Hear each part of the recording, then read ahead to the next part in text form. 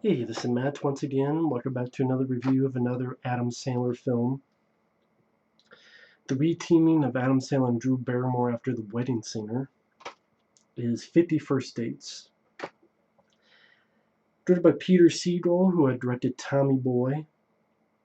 You also have Rob Schneider in this, Sean Astin, which I thought Sean Astin played a fun role in this. Now the film, I know there's going to be people who don't like the film. We agree, disagree. I know there are some people who think of this as a horror movie because of the idea of the film.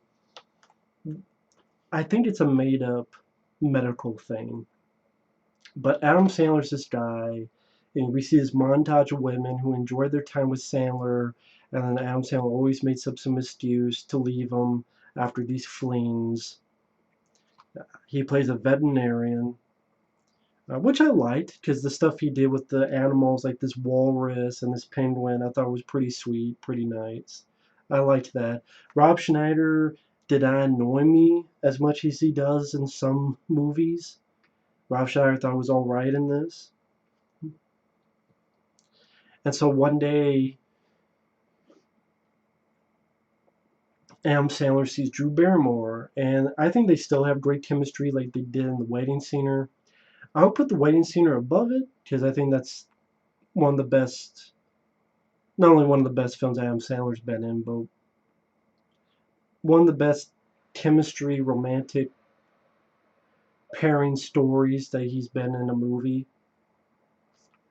I'm not saying the best, but one of the best. Things go well, and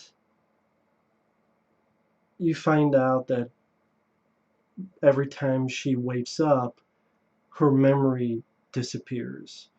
And then he talks with her father as well as her brother. Brother's played by Sean Astin. He's this type of guy who's into steroids, and he's like, look at flexing his butt, and he has this sort of higher pitched voice. And it was a different kind of role for Sean Astin as a guy, growing up with him in The Goonies, Toy Soldiers, which I like. I haven't seen that film in forever, but I remember liking it. Among other flicks, of course, he was in the Lord of the Rings movies, which they were never my cup of tea. I prefer stuff like Goonies and Toy Soldiers and things of that nature. I'm not just not a Lord of the Rings guy, which I'm sure someone's gonna be like, "Oh, you don't like Lord of the Rings, but yet you like some of these Adam Sandler films." Yes, deal with it, sucker. You don't have to agree, but I'm not going to change my opinion because you feel I should. I can like whatever the fuck movie I like. Yes, I prefer comedies like this to Lord of the Rings. That's my prerogative. And I like Sean Astin in this movie. And he gets the info that there was this car accident long ago and she lost her short term memory. So every night it's kind of like her gets a mind wipe and she thinks it's the same day, which is the day of her dad's birthday, every day. And for a while, Sean Astin and the dad, they're trying to maneuver things to make it seem like it's the same day, like they get the same newspaper. She has a present for her dad, which is a VHS of The Sixth Sense, and at the end of each night, they repackage it.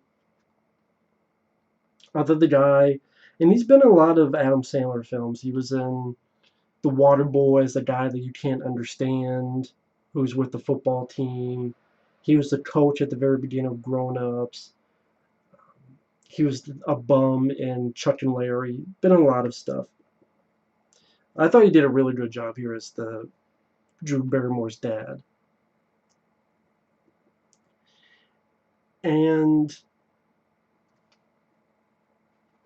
Adam Sandler, he's like, you know what? You're thinking, okay, is this just gonna be like a challenge thing for him? But he really does fall in love, and he keeps making. He falls in love with her every day in a way. Picking up on her because he loves her, doesn't want to give up. And some people think of it as a horror movie because, oh, Adam Sandler's a stalker. Oh my God, how horrible would it be? Because by the end of the film, she has a child and she's in this yacht, this boat with Adam Sandler and Drew Barrymore's dad. And be like, could you imagine when she's pregnant, she'd wake up, oh my God, I'm pregnant. So I understand why people say, oh, it's more of a horror movie. But on the flip side, again, I know this actual medical thing doesn't exist. It's not realistic. As many Adam Sandler films are not realistic. But I would think that if one does have something like that, it'd be nice that they somehow find some kind of life with a loved one, some kind of way of dealing with that. And you can either just say, nope, sorry, you have this condition, you can never have a life, you can never have kids, you can never have a husband. Or these people do work hard to help her out. And I think for me, the film works because these two have great chemistry with each other. I don't think Adam Sandler's that much of a dickhead in the movie. Rob Schneider, surprisingly enough, was not that annoying to me. I did Sean Astin. I thought he was a pretty fun role. There was a couple of fun bits I liked, like when Sean Astin's talking.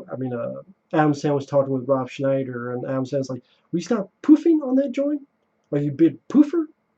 Why don't you get to work?" Like little bits. Him finding different ways to meet Drew, like thinking his car is broken down, he's faking being shot and scares Drew, and then Drew fires back and scares him. She almost runs over this penguin.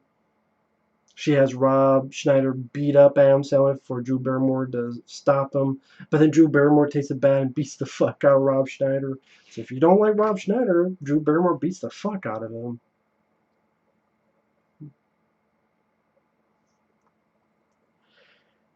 I thought there was some good heart as the movie went on. It wasn't strictly comedy for the entire run.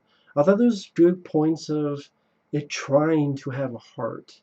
You don't know how many movies and how many comedies don't even try to have a heart. And I appreciate the film trying to have a heart. And I think that's why there are some people like me who do enjoy the film because they see that. Dan Aykroyd has an appearance as a doctor. One thing paying attention to this, there's actually a nod to Tommy Boy in this because I want to say it's Dan Aykroyd's character, or it might have been like some on some speaker while Adam Sandler is with Dan Aykroyd, but you hear this piece of dialogue, especially if you have your subtitles on. It'll play out on it about this institution. Funded out of Sandusky, Ohio by T.B. Callahan, the automotive components tycoon and philanthropist. And I'm like, Sandusky, Ohio? That sounds familiar. Wait a minute, T.B. as in Tommy Boy Callahan? T.B. Callahan? Tommy Boy. And, I just did a Chris Farley marathon ago. I'm like, holy shit. Tommy Boy exists in the same universe as this, and Tommy Boy Callahan has become a tycoon and a philanthropist, and again, not many people will catch that, but I thought that was a nice. I have a good feeling. Looking who wrote this. This is George Wing. But I have a good feeling either the director, because he did Tommy Boy, or Adam Sandler, one of them put that in to sort of have Chris Farley live on. And again, if you put on subtitles and if you have like Adam Sandler is in the scene with Dan Aykroyd, they're looking through this, like one of the first times they meet, uh, I'm like, holy shit! I did not know there was a nod to Tommy Boy in this. That was pretty cool. I thought that was pretty nice.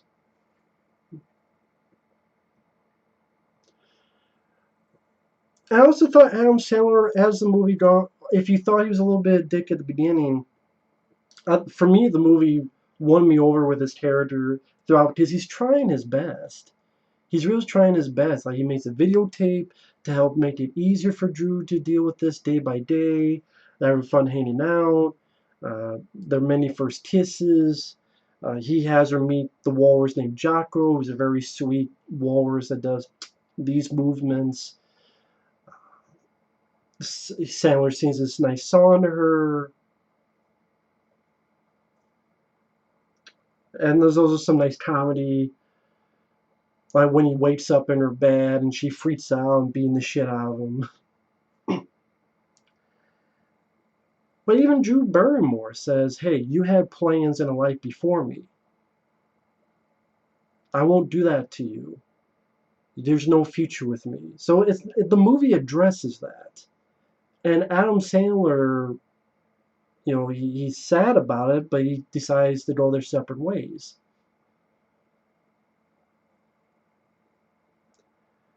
And then as he's sailing, he notices, well, wait a minute, she's in this institution now, and she starts singing, and the dad before said she only sings on days that she meets you. And when he goes to Drew Barrymore, he finds out that despite her forgetting every day, she has dreams of Adam Sandler. There's all these paintings of Sandler's face. I thought that was pretty sweet. And, many romances, love stories have their challenges. And the fact that I know people don't think Adam Sandler's character is selfish, but think about it. You don't have to every day reintroduce your wife or girlfriend to all this. That's a lot of work you have to put into it. Making these videotapes and get everything. And either she's in an institution with no life, or she just have a husband and a kid and a life. Which would you choose? I would choose the latter. And yeah, you freak out at first, but once everything's explained, it's like, okay, do I want no life or do I want an actual life? So that's why I don't consider this a horror movie as other people do. I mean, there's entire articles that write that it's a horror movie, but to me, I'm repeating myself. I know this exact term medical thing is not real or 100% real,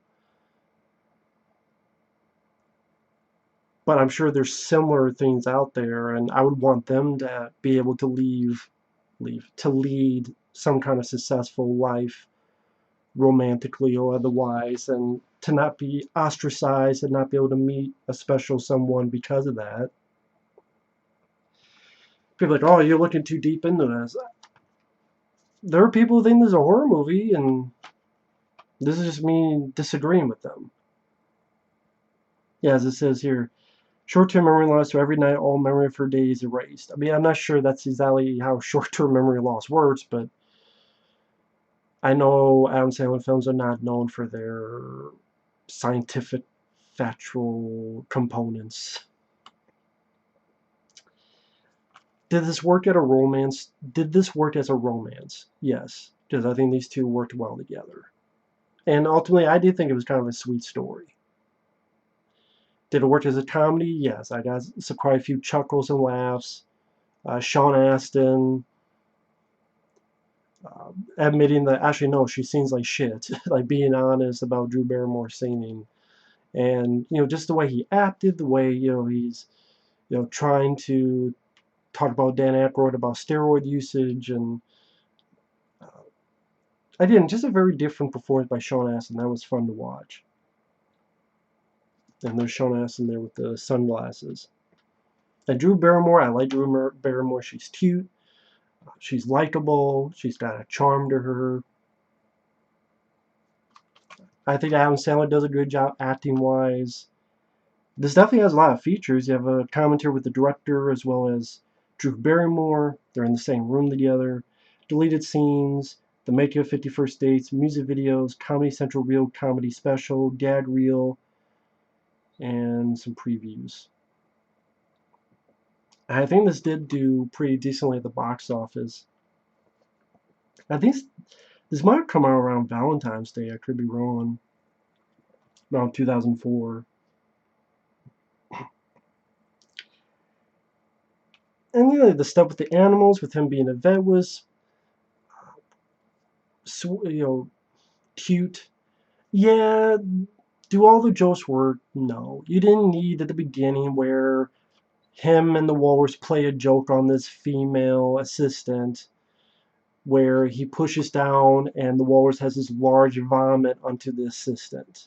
And then you find out it was a trip between walrus and the sailor on this woman. You didn't need shit like that. Uh,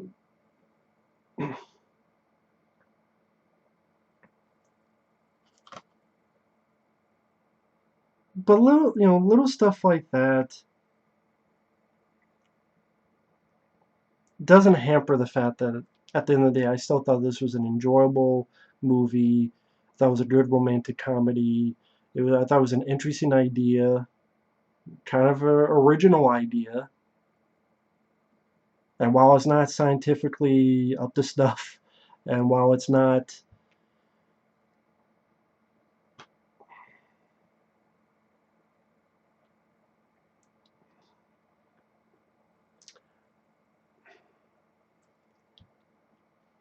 I guess I'm just picturing all the comments are like, come on, Matt, really? You like this film? It's a horror movie. I just disagree. Watching again, I don't see it that way. I've never seen it that way. I disagree with all these articles. I know I'm not the smartest guy that can articulate every aspect. These guys who say the opposite, they can do it much better. That's why I don't get paid for reviews, probably. I'm not the most articulate guy. All I can say is how I feel. I laughed, I had fun, I was entertained, I thought the cast did a good job, and I thought it was a sweet story by the end of it. So I do really enjoy 51st Dates. Fun movie. Either way, uh, thanks for watching. Take care, and we'll see you guys later. Bye bye.